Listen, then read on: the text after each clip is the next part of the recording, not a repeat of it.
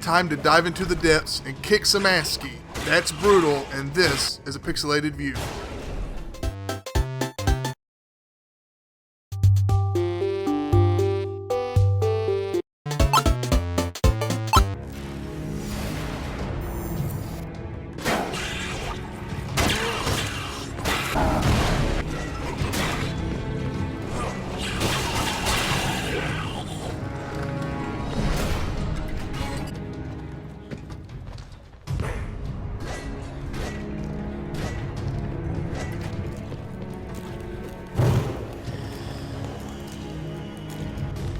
There's no real story to speak of here, but that's not a knock on the game or a negative.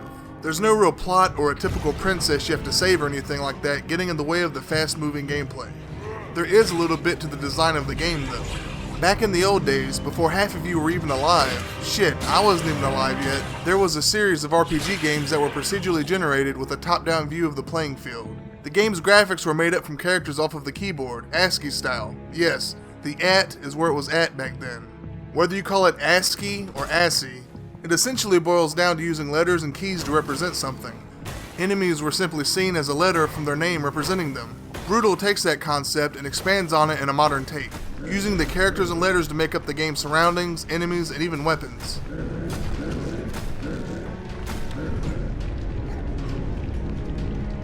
The game has a single-player mode that features a procedurally generated dungeon system, ensuring that you won't have the same gameplay experience twice. Each and every time you start a new game or go to the next level, you will have no clue where anything is or what lies ahead. Think of how The Binding of Isaac worked if you've ever played that. Not the same gameplay, but the same concept that many games have used to give you that nice surprise element. There's also a local multiplayer option. Although there's no online co-op, but you can actually use share play on the game to essentially make it think you're playing local co-op, so you kinda have it anyway. Although I understand that not everyone wants to do that, and would rather use official online co-op, but still, at least this is an option. Last but not least is the Dungeon Creator, giving you the tools to create your own level from start to finish, allowing you to flourish it with enemies and traps and hidden goodies. Kinda like Mario Maker, but with trolls and imps. Also, just like in Mario Maker, you have to be able to beat your own level before you can publish it, allowing it to be downloaded and rated by others.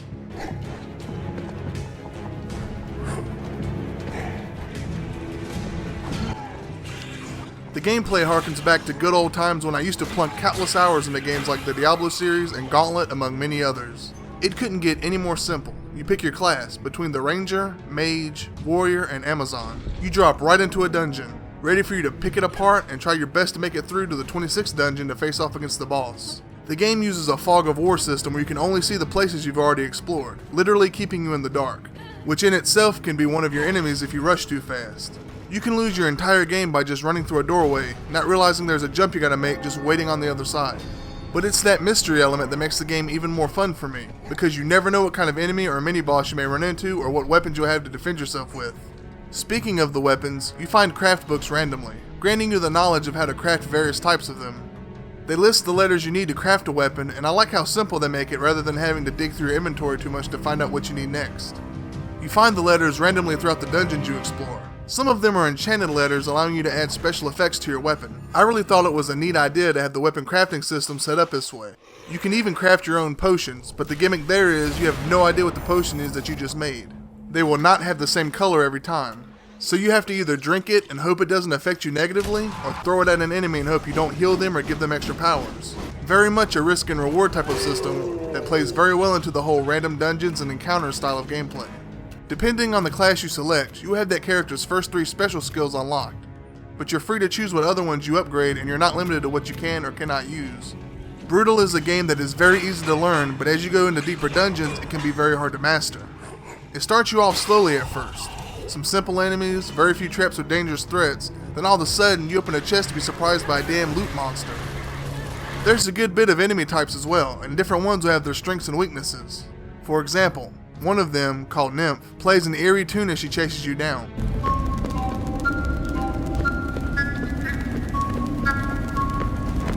I thought she was some kind of nice fairy like something off of The Legend of Zelda, right? So I went to give her a hug, and the bitch stole my weapon.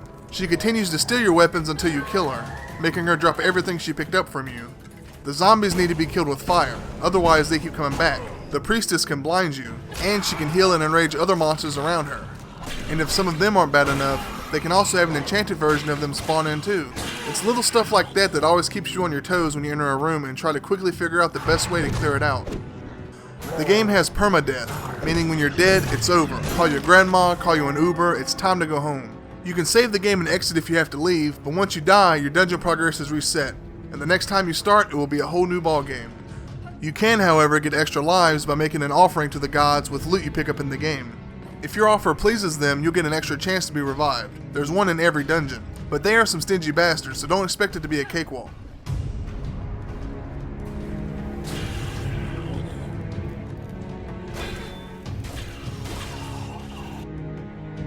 With all that talk of enemies, at least the controls aren't one of them. Everything seems very tight and responsive. I haven't had any kind of slip-ups due to the controls, and everything is pretty simple to remember. The way the block and dodge works is very smooth, and depending on the enemy, you may slide under them or hop over them, leaving them open for a quick attack, which works very well for tougher enemies.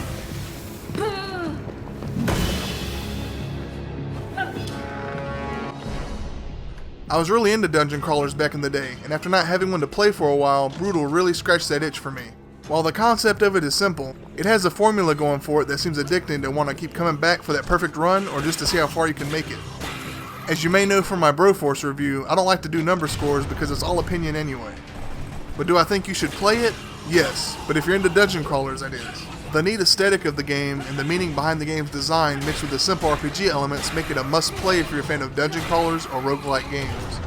You can pick it up and play it for a quick session, or you can dig your teeth into it and try for a marathon. These type of games are very good for that. Brutal was sent to me by Richard from Stormcloud Games, but this is not a paid review. I will always be upfront with you guys about if I had to purchase a game or if it was sent to me, but receiving a game does not affect the review in a positive or a negative way. I look at it as an opportunity to make content for you guys rather than an opportunity to please a company. But I do want to give a big thank you and shout out to Richard for giving me this chance. Even though I don't have many subscribers, it means a lot to me. Be sure to check out his Twitter, YouTube, or his Twitch channel. Tell him Pixel sent you. Very awesome guy. Well, that wraps it up. I hope you enjoyed this review, and as always, comments and feedback are fully welcome. Thanks for checking it out, and see you next time.